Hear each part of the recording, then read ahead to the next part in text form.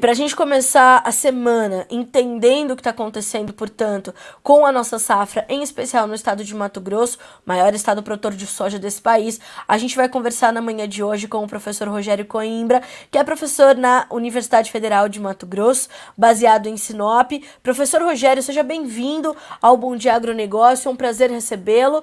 Bom dia para o senhor. Oi, Carla, bom dia, tudo bem? É um prazer estar conversando com você de novo e trazer um pouquinho, né, da realidade dessa safra, mais uma vez, uma safra desafiadora, que serve para que a gente aprenda algumas coisas e também fique atento que a gente não pode depender 100%, né, de cronologia, mas sim do tempo. Muito obrigado, viu, Carla?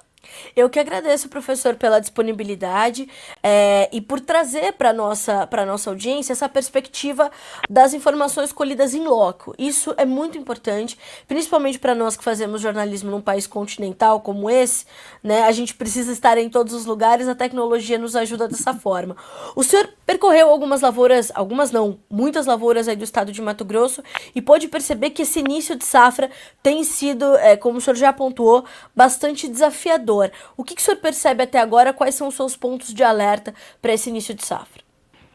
Nós fizemos a primeira expedição da germinação esse ano, motivados pela demanda dos produtores e pela comunicação dessa deficiência hídrica, da falta de chuva, necessidade de plantio e altas temperaturas. Então, nessa expedição, nós rodamos algumas propriedades aqui da região médio-norte do Mato Grosso, à direita, né, a leste e a oeste da BR-163. Os relatos eram de que a semeadura havia sido feita com o início, as primeiras chuvas, mas que a partir desse momento havia se cortado a chuva e as temperaturas estavam muito altas. E foi exatamente isso que nós verificamos.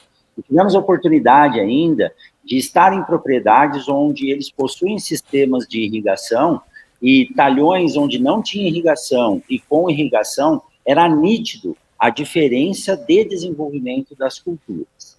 Um dos pontos mais observados, além do retardamento nesse desenvolvimento das plantas, foi a ocorrência do anelamento do mesocótilo da soja, ou seja, o caulezinho da soja, quando ela começa a se desenvolver, as temperaturas excessivas cozinham essa parte da planta e a planta tomba. Esse tombamento faz com que nós tenhamos uma população menor por hectare. Então, nós calculamos entre 1 e 2 plântulas tombadas pela escaldadura na maioria das regiões em que nós visitamos.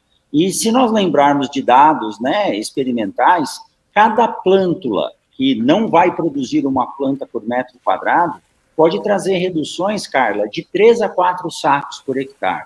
Então, nós estamos falando aí uma média de 2 plântulas por metro quadrado, nós estamos falando aí de 6 a 8 sacos a menos só por esse problema de alta temperatura e falta de água, reduzindo a população inicial e, com certeza, o estande final. Então, esse é um ano desafiador, não há como controlar a temperatura, o condicionante térmico, quem regula a temperatura é a água, é a chuva, e mesmo nas áreas irrigadas, a temperatura estava sendo muito excessiva para as plantas de soja no início do desenvolvimento. Professor, eu ia justamente perguntar isso para o senhor, se o produtor consegue adotar algumas medidas que lhe permitam mitigar os efeitos de um cenário como esse. Por enquanto, então, não há muito o que ser feito. A perda de potencial produtivo, nesse caso, é irreversível? Exatamente, Carla. A partir do momento em que as plântulas estão formadas, há sim a possibilidade de entrar com alguns manejos que possam diminuir essa perda, mas a perda ela já está instalada. E para evitar isso foi muito falado já e não tem como não fazer, e muitas vezes, quando são produtores de algodão, eles precisam plantar de forma antecipada para estar dentro da janela, mas o melhor era ter aguardado esse momento que nós estamos agora, onde já houve uma regularização nas chuvas, e, por consequência, diminuição da temperatura. Mas a gente sabe que isso não é possível em função da rotina, escalonamento e programação de alguns produtores, e aí a semeadura acaba sendo feita muitas vezes no pó, ou pior do que no pó, num solo com pouca umidade, onde o processo de germinação ele é iniciado, mas são plântulas muito tenras, são tecidos muito delicados, que se não tiver uma proteção, né, contra esse sol, ela acaba mesmo sendo danificada. Agora, Carla, olha que interessante, como a ciência, a tecnologia e a aplicação dessas técnicas trazem bons resultados. Eu tenho um vídeo, posso até compartilhar com vocês depois, onde nós medimos a temperatura no solo, onde não havia cobertura da cultura anterior, ou seja, cobertura de palha, e onde havia cobertura de palha. Onde não havia a cobertura, onde o solo estava exposto, e nós estávamos exatamente 12h30 nessa área, a temperatura foi registrada de até 67 graus Celsius na base das plantas. Quando ao lado nós medimos a temperatura do solo, que estava coberto com uma pequena camada, não era nem muita palha, essa temperatura já se reduziu pela metade. E aí, embaixo da palha, com um pouco de umidade, a temperatura estava em torno de 32 a 35 graus, que é o ideal para o desenvolvimento da planta. Então, o manejo de rotação de culturas, a presença de palhada, né, de cobertura no solo, fez toda a diferença para quem tinha isso hoje. Isso é muito importante, né, professor? Na semana passada mesmo a gente comemorou o Dia Nacional do Plantio Direto na Palha. Sim. E isso a gente já sabe que é um grande ganho que o produtor tem ao fazer qualquer agricultura num país com um clima como o nosso. Esse manejo e essa bela palhada, ela ajuda pelo menos a conter os riscos da safra, né? Com certeza, com certeza. E aí, muito tem se falado, Carla, você até citou na chamada do nosso bate-papo, da necessidade de replantio. Há sim a necessidade de replantio, mas a boa notícia, e que nós temos informação aqui na região até agora, é de que são áreas pequenas, áreas até 100 hectares, né? É lógico, áreas pequenas são relativas, porque um produtor que tem 300 hectares, ele está com 33% da sua área perdida. Mas considerando a dimensão do nosso estado e o potencial e o avanço da semeadura, não são áreas significativas para a maioria dos produtores. E esse replantio está podendo ser feito sem maiores problemas, até porque há disponibilidade de semente no mercado. Mas a gente sabe que o replantio já é um prejuízo instalado. Isso não pode ocorrer e é lógico. Um ano desse é um ano que nos ensina muito. Essa informação que nós passamos, da necessidade de um manejo adequado do solo, a presença da matéria orgânica, que possa reter a água, a rotação de culturas, isso faz toda a diferença para o potencial produtivo e para a condição que nós temos no Brasil de produção, né? Professor, a gente fala muito sobre essa questão das chuvas. Agora, num cenário como esse, né, que a gente já tem os danos causados pelas altas temperaturas, que vão se agravando à medida em que isso continua acontecendo, quando essas chuvas chegam, elas precisam vir em que condições para não prejudicar ainda mais a planta? Porque também se elas chegam em baixo volume, nesse calorão, o estrago também pode acontecer, né? Exato, Carla, muito bem posicionado, viu? O ideal é que nós tivéssemos, né, as chuvas no volume que o Mato Grosso, Goiás, as regiões produtoras recebem bem distribuídas, mas infelizmente não é assim. Nós estamos vendo a dificuldade do sul do país com o excesso de chuva. Então, há necessidade, sim, de uma distribuição para que se mantenha um bom potencial água no solo, para que as plantas possam manter o seu processo de absorção de água, e, na verdade, o que a planta faz é um processo de refrigeração. Ela baixa a sua temperatura para que o metabolismo de fotossíntese, de formação dos carboidratos, lipídios e dos nutrientes ocorra. A minha preocupação, Carla, agora em que já se estabilizou na maioria das áreas aqui do Mato Grosso, mas semana passada eu estava em Goiás, ainda está muito seco lá e o início do plantio está sofrendo os mesmos problemas que nós sofremos aqui. A minha grande preocupação agora é que essa chuva venha em grande intensidade e aí o fechamento da iluminação pode causar problemas mais sérios ainda, porque a planta é uma máquina de fazer fotossíntese, ela precisa de luz. E como nós vimos nas últimas safras, períodos com 5, 8, 12 dias sem iluminação, o que ocorreu no ano passado foi o alongamento do ciclo da cultura da soja. Se isso ocorrer agora, nós temos que nos preocupar muito, porque pode causar uma redução muito grande no potencial de produção e talvez reduzir até a média de produtividade do nosso estado ou da região centro-oeste.